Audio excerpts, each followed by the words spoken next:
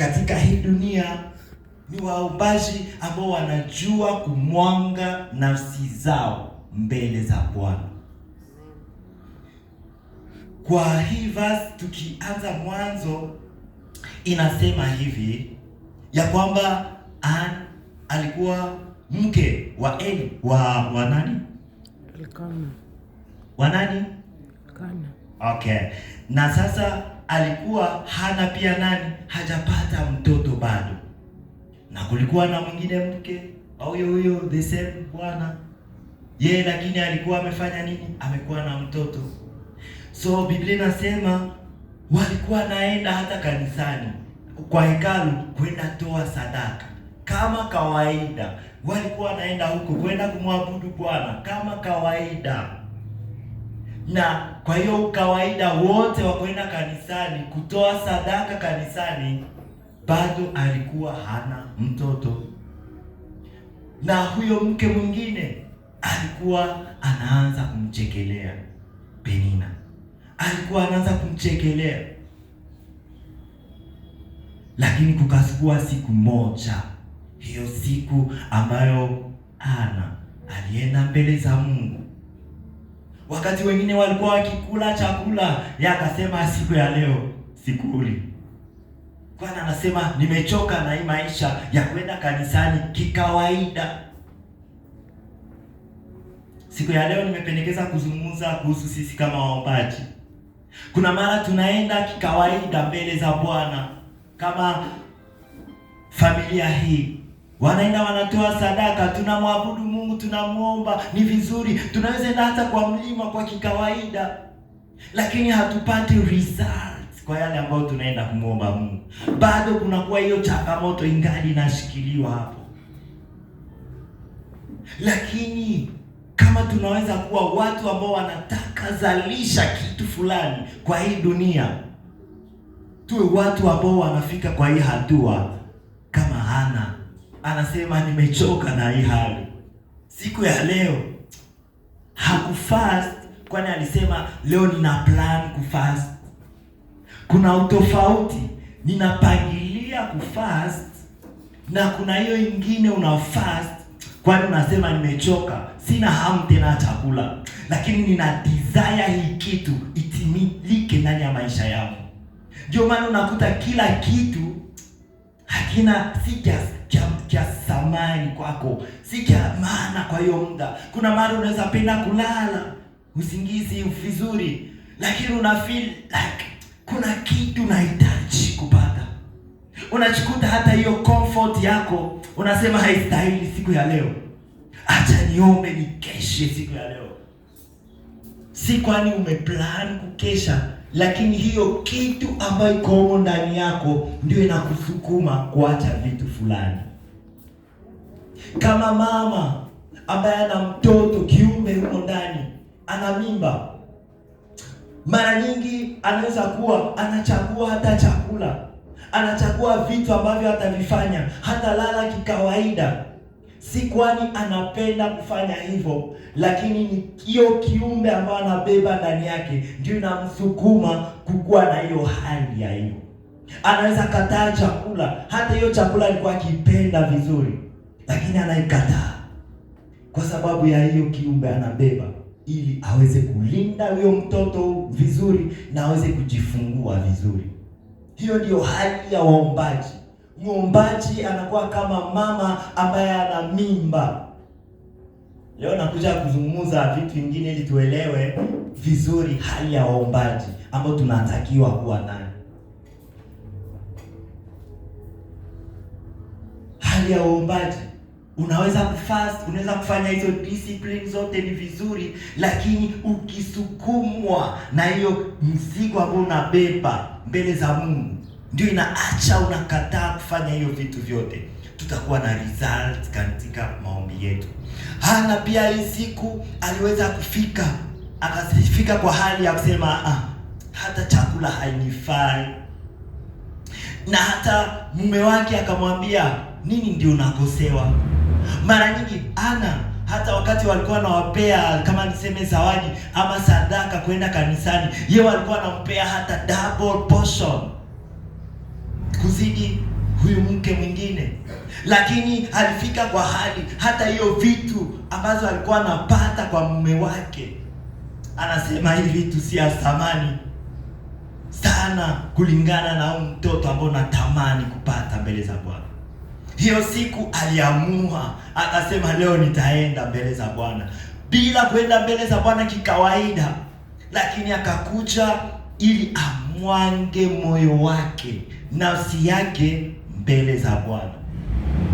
Maombi ambayo ina nguvu ni maombi ambayo tunamwanga mioyo zetu mbele za Bwana.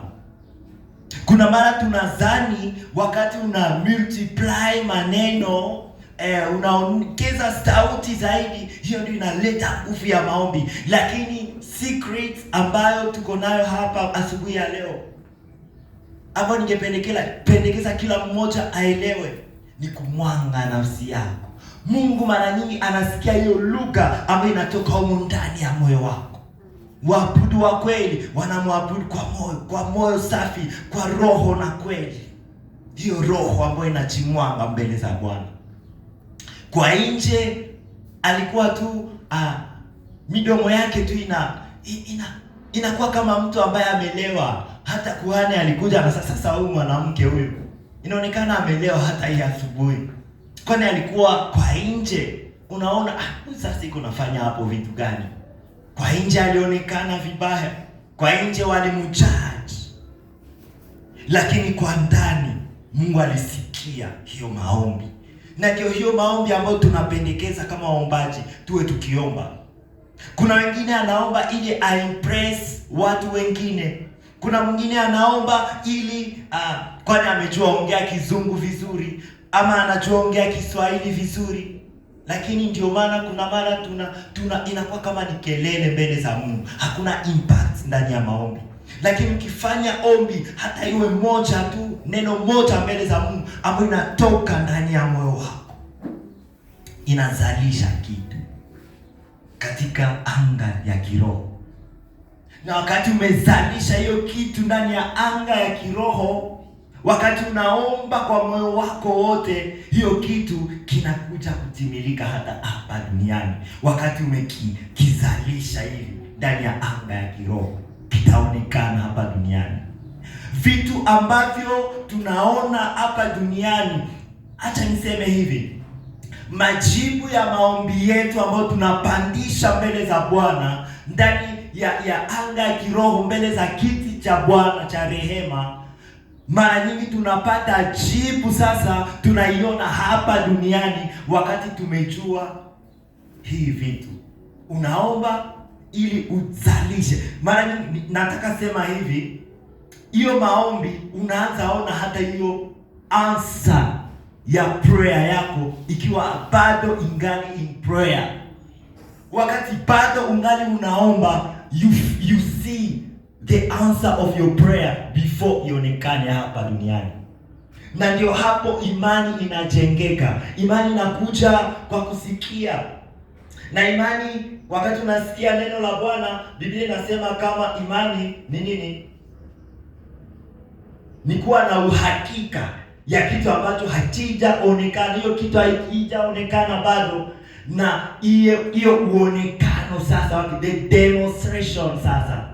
So si kuona kitu in the spirit only, kukuwa na hiyo hope, kukuwa na hiyo uhakika, lakini it's about also the demonstration.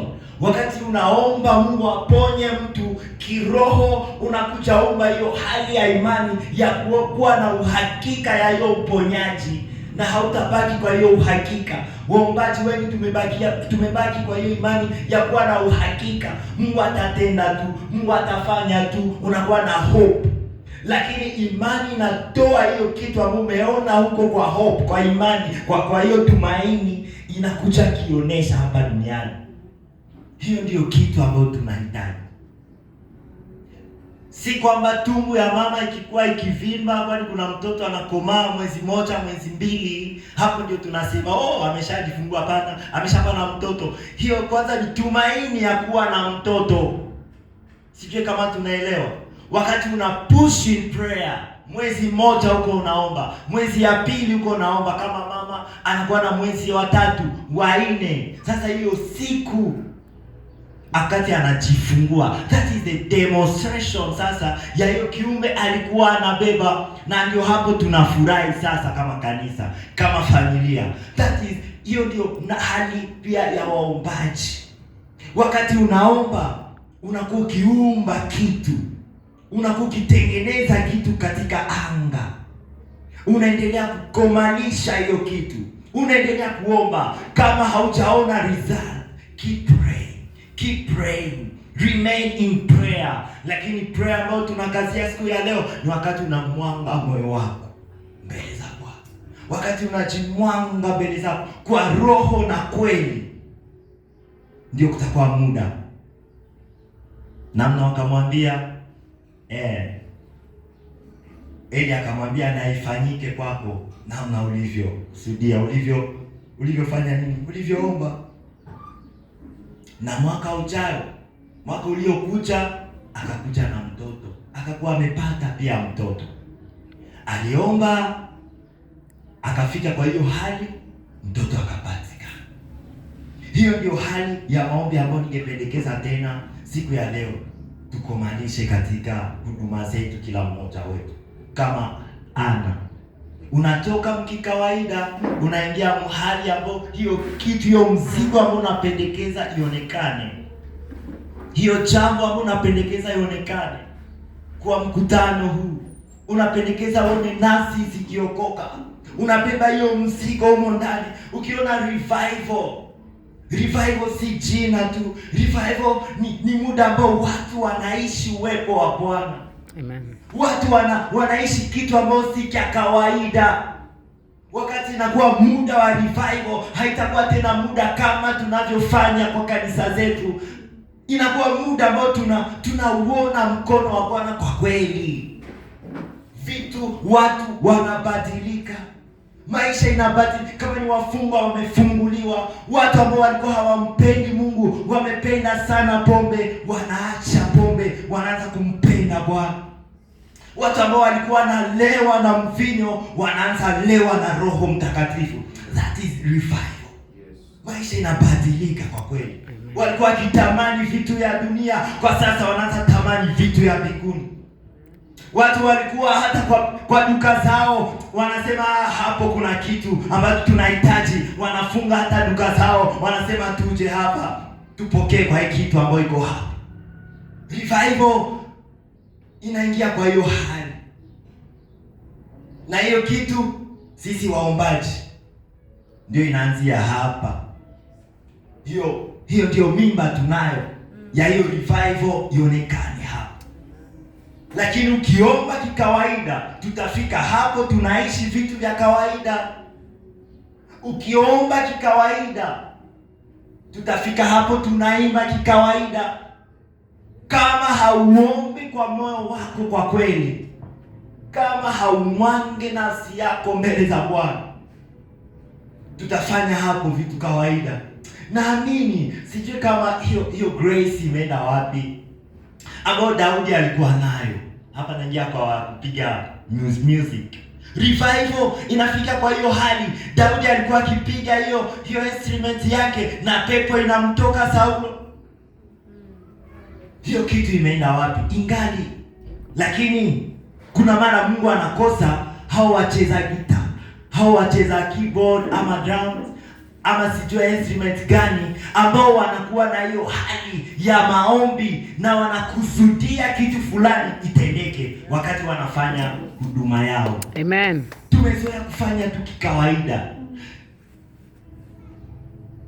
Nami napendekezaka nijifunze hata kupiga keyboard, lakini nashindwa. Okay. Lakini natamani pia.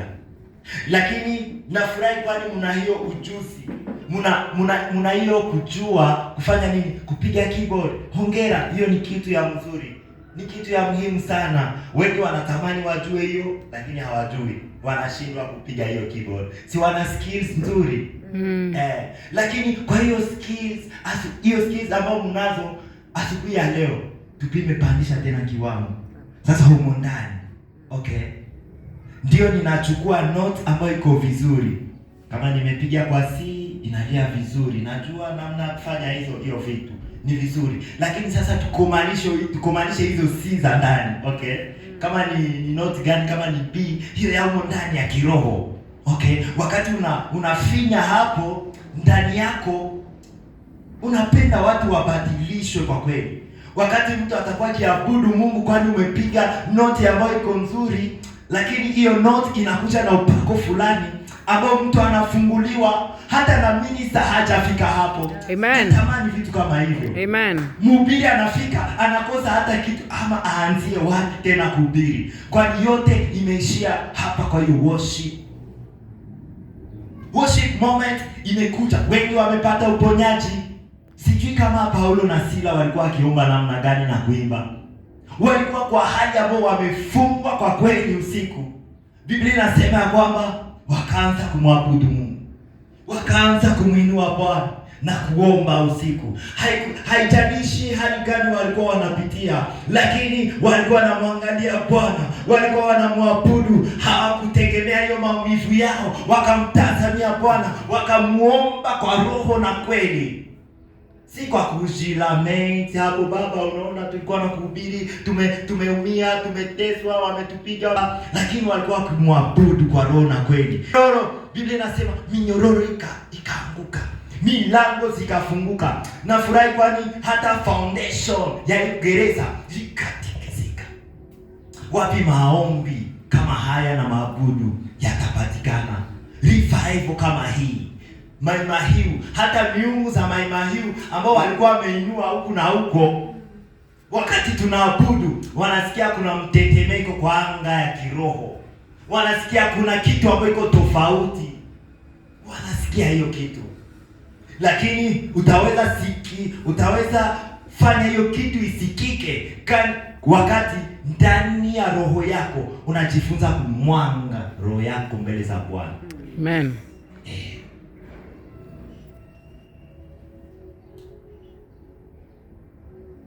Mai Mahiu for Jesus. Amen. Hiyo ni kitu kizuri. Lakini wakati tunasema for Jesus, kitu gani inaumbika humo ndani ya muombaji ambao tunapenda tuone? Hiyo for Jesus ni kitu gani ambao tunapendekeza watu wa Mai Mahiu waishi kwa hii session? Na hiyo kitu wakati unatambua humo ndani, hiyo kitu ambao unapendekeza kionekane, ndio kitaonekana wakati tuna push in prayer. Wakati umetambua hiyo kitu. Amen, amen. Amen. Ningependekeza kuendelea kuzungumza zaidi, lakini acha tuwe tena na muda wa kuomba. Kama Hana alinyenyekea mbele za Bwana, akamlilia Mungu. Hiyo siku hakuenda hata na mume wake. Hiyo siku hakuenda na huyo mke mwingine. Hiyo siku ilikuwa yeye mwenyewe na Bwana. Yeye mwenyewe na hiyo mzigo ambao alikuwa nayo, hiyo uchungu ambao alikuwa nayo. Sijui wakati unaona watu wa Mai Mahiu unajisikiaje? Unajisikia Mai Mahiu kuko sawa? Ama wakati unaona hao watu wote huko ni walevi, unajisikiaje moyoni mwako? Wakati unaona namna tangu tuanze mpaka hapa, unajisikiaje moyoni mwako? Muombaji, siku ya leo ningependa tuone vitu tofauti, ili tuweze kuishi kitu ambacho ni tofauti kwa hizi siku ambazo zinabaki. Sisemi kama tangu mwanzo Mungu hajafanya kitu, hapana. Kuna vitu vingi Mungu ameshafanya tangu tuanze, lakini napendekeza tena tuende tena kiwango kingine mahali Mungu anapendekeza.